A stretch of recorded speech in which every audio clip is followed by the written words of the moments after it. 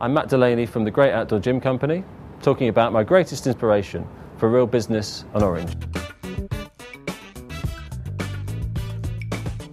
Former PE teacher Matt Delaney set up the Great Outdoor Gym Company in 2007 with co-founder Georgie Tarrant, selling good quality, safe exercise equipment to local councils, schools and colleges.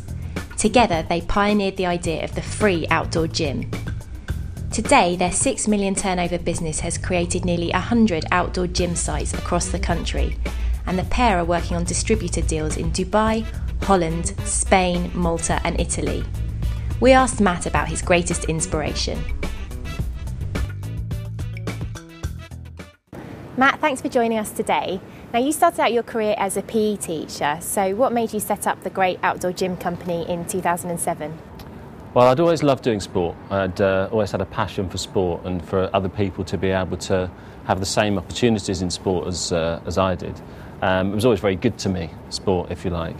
So, but I didn't want to be a PE teacher forever. I mean, you know, there's only so many sort of cold mornings you can do and running around the fields that you can do in your lifetime.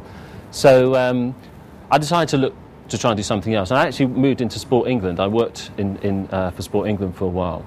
And I suddenly realised that people were not being as active as they could be. So I moved from Sport England, and I soon realised that people weren't accessing indoor gyms. They couldn't afford to use indoor gyms. Either cost was a problem for them, or they didn't have an indoor gym sort of on their doorstep. So we thought, right, what can we do to make going to the gym free and accessible? We loved being outside. I mean, I think maybe my days from being a PE teacher were still with me. And we thought, right, but let's take an indoor gym concept and move it outside. And we set up the Great Outdoor Gym Company. So you took the plunge and set up your own business. Who did you turn to for advice along the way? Do you come from a family of entrepreneurs? I come from a family of hard workers, I'd say. And it was really instilled into me at a very sort of young age, the importance of working hard. And the importance of sticking at something, and you know, eventually you're going to get there. But no, interestingly enough, we didn't really turn to that many other people. You know, when you're setting up something that is absolutely new, where do you go for advice? So in some respects, it was a bit of trial and error.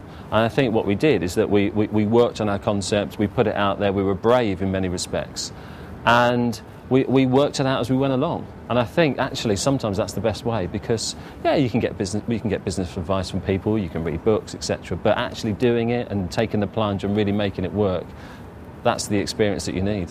And looking back now, what were the biggest challenges that you came up against, or the biggest hurdles? Well, getting people to buy into a concept. I mean, there was nothing for us to point to, really. We couldn't say, oh, you know, there's the outdoor gym down the road, go and have a look at it and see what you think. So we were showing people visuals, we were mocking up different ideas for people, 3D renders, etc., and trying to sell the concept into local councils. Because essentially how it works is that a local council will buy the gym, and it's free to the end user, so the local community get to use the gym for free. They put it into their park.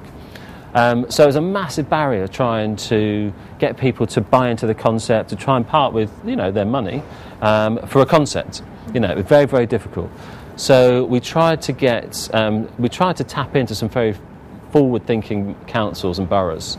And interestingly, it was Strathclyde Police up in Scotland that first kind of latched onto this idea that maybe an outdoor gym, you know, is a good thing for their area.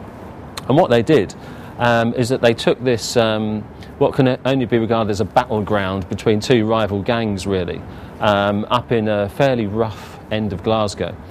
And we put an outdoor gym there. But we didn't just plonk it there. We worked with the police and we worked with the local community, so they felt a real sense of ownership for it. And we must have worked with them for months and months on end. I mean, don't forget, this is our first sale. It's very important to a business.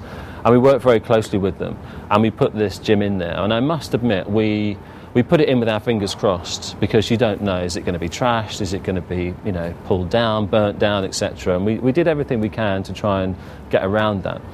And it was fantastic. It was such a success. We launched it nearly 2 years ago now, and probably 500-600 people came out from the local community to the opening. it's still being used today, hasn't been vandalised, hasn't been trashed. The Strathclyde Police use it as a focal point to do other activities around, so they do five-a-side football and things like that. And we've heard from them that crime in that local area is reduced by 8% since the gym went in. So it's been a massive success. Yeah, I mean, you mentioned local councils. Has that stood you in good stead during the recession, the fact that you're selling to the public sector? I think it has. I mean, we've been very fortunate that we've almost gone on the crest of a wave. So we've put one gym in, and another council sees it and says, oh, we like the look of that, and we'll put one in, and another council puts one in, etc. And we're up to about 65 sites now across the country. And that includes Camden Council, not too far from here, who put in 10 gyms in one go, so one in almost every one of their parks. And that's what we're finding. We're finding that councils now are going, this, during a time of, economic difficulties, when people maybe don't have the money to go to a gym, they're saying, great, we'll invest some money in an outdoor gym. We'll go to the Great Outdoor Gym Company, we'll get them to put a gym in there, and our local constituents, our local people can use the gym for free. So, we've been very, very fortunate. And where do you expect the Great Outdoor Gym Company to be in 5 years' time? You talked about creating this big brand presence. Where do you see yourself? Well, we've been very lucky to work alongside Adidas. And we're working with them at the moment on a project called Adizones, which is our outdoor gym with an outside basketball, football area, street dance area, all in the shape of the 2012 logo. And we've been fortunate enough to get investment from them and investment from the government to roll out 36 of these initially throughout the country. But our target is 212 of these before the 2012 Olympics. I'd like Adizones and our outdoor gyms to be as commonplace as children's playgrounds. What's really heartened me recently is I've taken 2 train trips up to Loughborough recently, and on the train on the way back, I've seen our gyms. I've looked out the window and gone, oh my God, there's one of our gyms. I come into London and I've seen our gyms, from a awareness point of view. That's fantastic to be able to drive around and just see our product, in parks all over the country. That's where I want to be. I also want to, go on holiday to Spain and be walking down the beach and seeing our gyms there and seeing our gyms in parks over there, etc. That's what I want us to do. I want us to be, I want outdoor gyms to be as commonplace as children's playgrounds are in parks. Do you think there are particular characteristics or skills that entrepreneurs need? Well, I think they need to be resilient. That's for sure, because you do get your knockbacks. I mean, you absolutely have to believe in yourself. You have to believe in the product that you've got, and you have to believe in your company and your people around you as well.